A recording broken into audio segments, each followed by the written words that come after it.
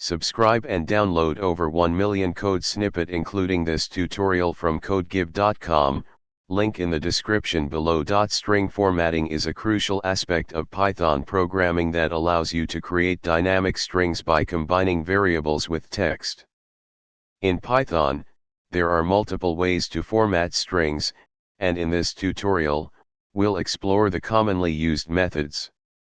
The old-style formatting involves using the % operator to substitute values into a string. In this example, the str.format method provides a more flexible and readable way to format strings. In this example, introduced in Python 3.6, f-strings are a concise and powerful way to format strings. In this example, template strings provide a simple and safe way to perform string substitutions. In this example, choose the string formatting method that suits your preference and the version of Python you are using.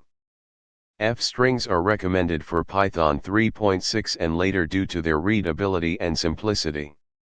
ChatGPT.